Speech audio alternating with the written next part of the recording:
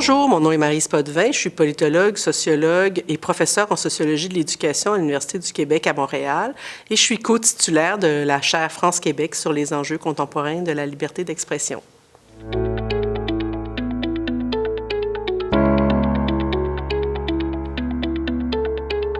Je travaille depuis une trentaine d'années à peu près sur les questions de racisme, de rapport ethnique, mais aussi les discours sociaux dans et à travers les médias. Donc, je me suis intéressée à des questions de discibles et d'indicibles, si on veut, dans les moments de crise, particulièrement la crise des accommodements raisonnables, mais aussi la crise post-référendaire dans les années 90.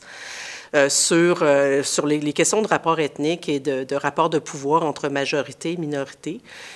tout ce qu'on appelle aujourd'hui les enjeux identitaires. Donc, j'ai travaillé avec la commission Bouchard-Taylor sur la couverture médiatique et les discours sociaux dans les médias québécois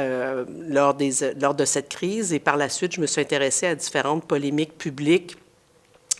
qui font intervenir des enjeux de liberté d'expression, de discours haineux, de rhétorique raciste, de rhétorique populiste ou voire complotiste. Donc, mes travaux de recherche portent en partie sur ces questions. Mais en tant que prof en éducation, je me suis aussi intéressée aux compétences des enseignants en matière d'enseignement et si on veut, de prise en compte des enjeux de diversité, équité et inclusion dans l'enseignement, donc ce qu'on appelle communément les compétences inclusives, antiracistes et interculturelles. Et donc, j'ai beaucoup travaillé dans les 15 dernières années sur la prise en compte, finalement, de ces enjeux, donc la différence qu'on peut faire entre aussi prendre en compte les besoins et les réalités des apprenants, si on veut, que ce soit les réalités religieuses, linguistiques, migratoires, etc. Et aussi, comment faire vivre ensemble dans une classe, si on veut, les différentes personnes venues de tous les horizons dans une société pluraliste et comment les enseignants aussi doivent tenir compte des enjeux de droit et de liberté dans leur formation en enseignement.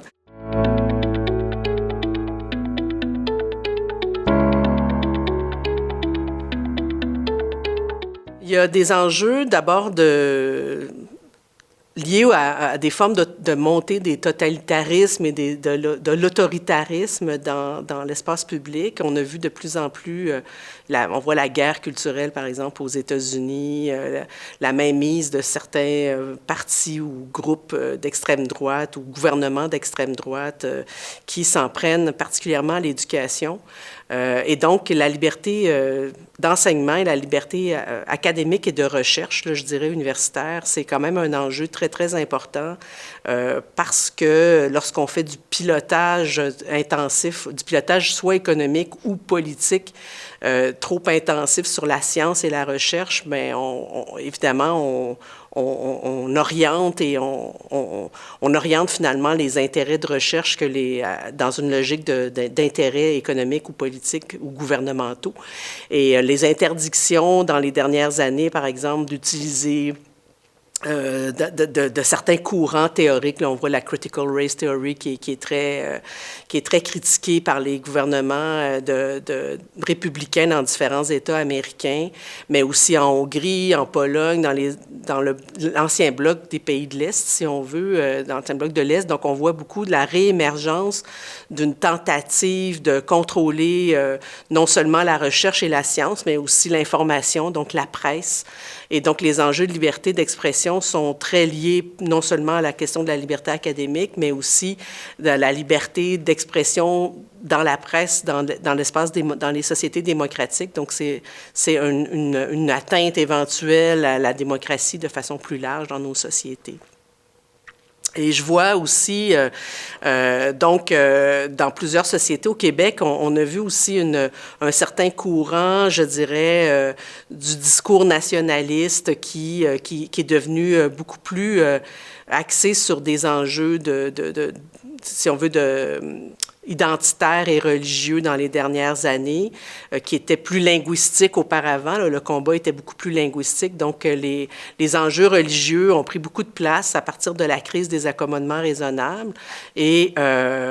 donc, on a tout un courant, je dirais, qui essaie de réprimer l'affirmation de certaines revendications chez les groupes minoritaires. Et il faut donc se préoccuper aussi de la capacité des gens de pouvoir critiquer dans notre société et de pouvoir aussi affirmer des oppositions au gouvernement, aux lois, à toutes les formes d'injustice, finalement, pour se faire entendre démocratiquement. Un des enjeux aussi qui est préoccupant, c'est avec la montée des médias sociaux, on a eu une montée en puissance aussi du discours d'opinion dans les journaux, dans les sociétés, dans l'espace public. Et cette montée des opinions peut entraîner des phénomènes de désinformation ou en tout cas de difficulté à savoir, à faire confiance, si on veut, au journalisme professionnel comme on a connu traditionnellement. Et donc, lorsque c'est l'ère des opinions qui prend une place de plus en plus importante, on peut se questionner sur les repères importants dans notre société en termes de capacité comment je dirais, de déférence épistémique, c'est-à-dire de faire confiance à des personnes expérimentées comme les journalistes professionnels ou des savoirs scientifiques, par exemple, lorsqu'ils sont trop remis en question. Donc, il y a des piliers dans notre société en termes de pouvoir de la presse ou de savoir.